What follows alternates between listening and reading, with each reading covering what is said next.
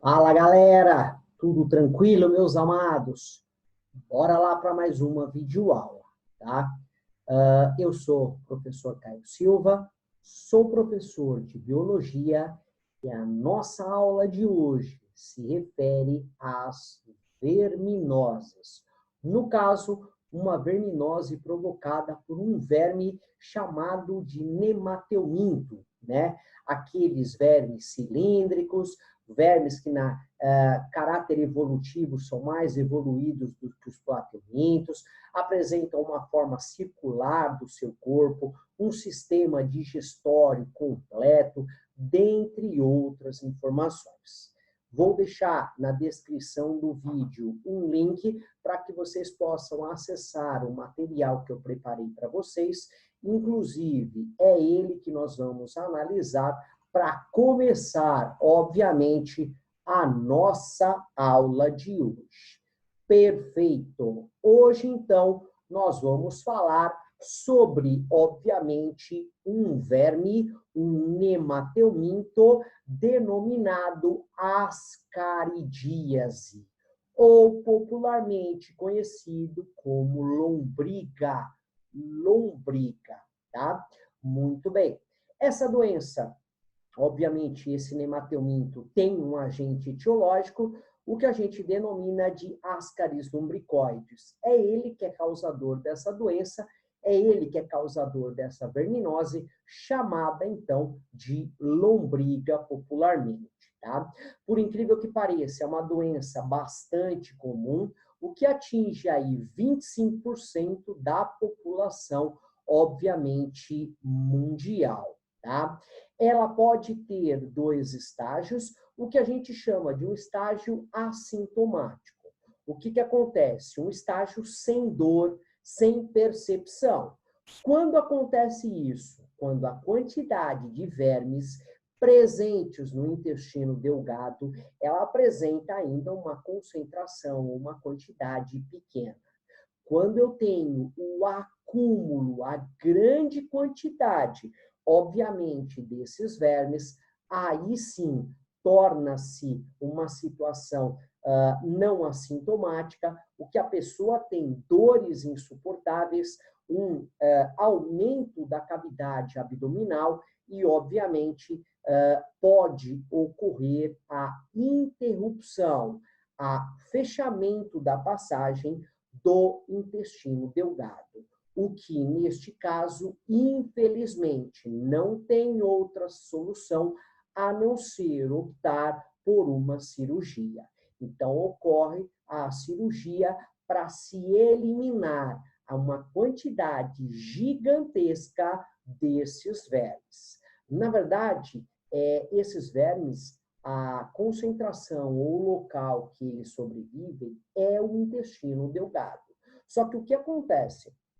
Mediante uma reprodução rápida, esses vermes aumentam em quantidade e em números gigantescos, o que o intestino, obviamente, torna-se um ambiente pequeno para a quantidade gigantesca de vermes. O que pode, claro, sair esses vermes pela região anal. Então, imagina você fazendo aí as suas necessidades, numa opção de número 2, você vai se limpar e você depara com o verme. Se for uma fêmea, pode chegar a meio metro, a 50 centímetros, e obviamente os machos são menores, podendo chegar, obviamente, aí a 25 ou 30 centímetros.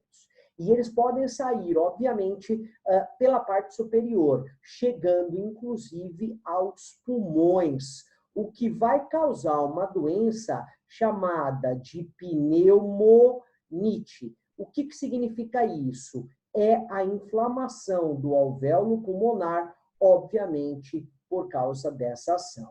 Tá? Podem provocar lesões gravíssimas no fígado, o que muitas vezes leva a pessoa aí a óbito. Tá? Nesse caso, eu tenho a presença de vermes. Esses vermes são dioicos. O que era dioico mesmo? Eu tenho sexos separados. Analisa aqui na imagem que eu trouxe para vocês, Esse verme do lado direito, ele é uma fêmea. Repara que, em comparação ao macho, o tamanho dela é maior.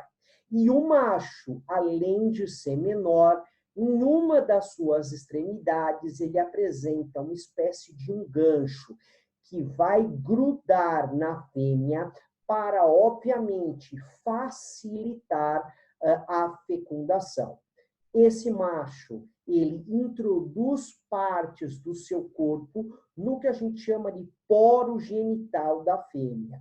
E lá, obviamente, vai ser liberado, com toda certeza, os seus espermatozoides. Por isso que, neste caso, nessa espécie, nós temos, e nós chamamos de dimorfismo sexual, onde, nesses organismos, é ao contrário da grande normalidade. Geralmente, no mundo animal, o macho é maior em tamanho do que a fêmea. Nesse caso, obrigatoriamente tem que ser ao contrário.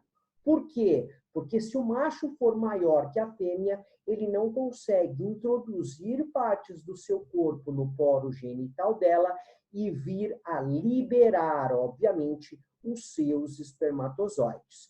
Diferente, obviamente, quando a fêmea tem um tamanho menor, o macho maior, essa situação, essa fecundação sexuada, ela seria, obviamente, impossível, tá? Aonde ficam, na verdade, esses vermes? Na região abdominal, obviamente, no intestino delgado, aqui dentro, tá? E aqui mencionam-se também aonde esses vermes, obviamente, vão ficar, tá? Como ocorre essa infestação? Primeiro, isso são doenças provocadas em locais de nenhum saneamento básico, onde as pessoas defecam, principalmente em lagos, mares e açudes. Então, a pessoa contaminada, ela vai liberar as suas fezes contendo os ovos na água. O que esses ovos ficam em aspersão, O que acontece, obviamente, nessa situação? Esses ovos, eles vão entrar pela via oral, pela boca, vão eclodir no intestino, na verdade no estômago, partindo para o intestino. Antes disso, eles penetram no coração, podem penetrar também no pulmão, principalmente no pulmão, onde eles vão terminar o seu desenvolvimento.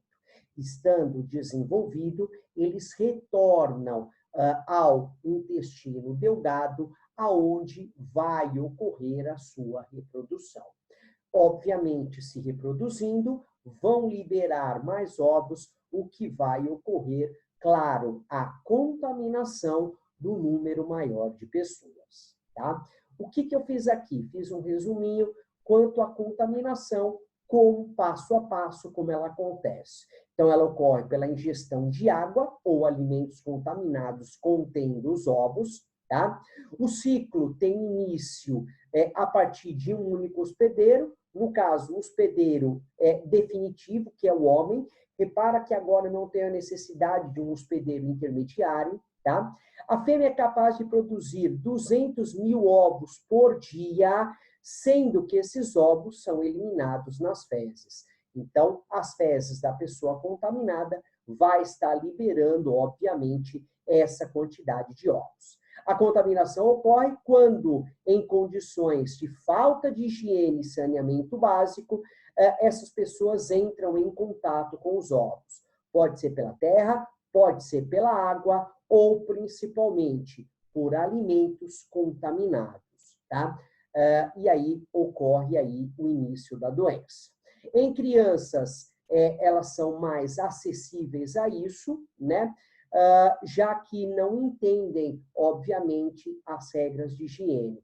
Por exemplo, pôs a mão no chão, ela não sabe, não tem esse conhecimento ainda de lavar para minimizar contaminantes e por aí afora, o que acaba sendo aí um grupo maior de pessoas contaminadas, tá? Após a ingestão desse ovo, as larvas são liberadas e caem na corrente sanguínea, o que ele vai percorrer o seu corpo. Essas larvas passam pelo fígado, pelo coração e pelo pulmão. Então, esses 3 órgãos pode conter aí a presença, obviamente, dessas larvas. Ao atingirem os pulmões, instalam-se nos alvéolos pulmonares, o que absorvem oxigênio, nutrientes e onde tem a sua fase denominada de crescimento. Então, é onde ele vai se desenvolver e vai crescer em maior quantidade. Nessa fase, pode aparecer alguns sintomas, como tosse seca, irritação, bronquite, dificuldade de respirar e febre. Você imagina você ter um verme onde ocorre a hematose, a troca de gases. É óbvio que isso vai prejudicar o processo de respiração, tá?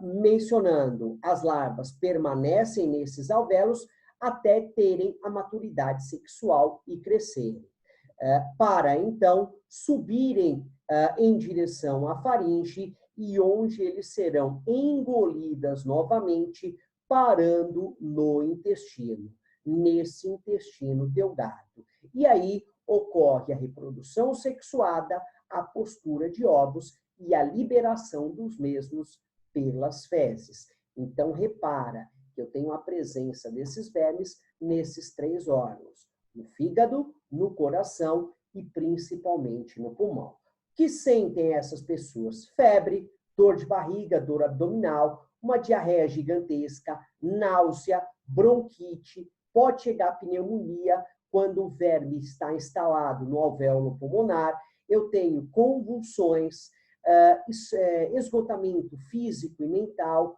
dor abdominal generalizada pelo corpo, eu tenho cólica, eu tenho vômitos e em algumas pessoas podem ainda ocorrer reações alérgicas. Como eu trato dessa situação? Tratamento doente é primeira ação profilática, saneamento básico, claro, se a pessoa tivesse um sistema de tratamento de esgoto ou uma fossa séptica, nada disso teria acontecido.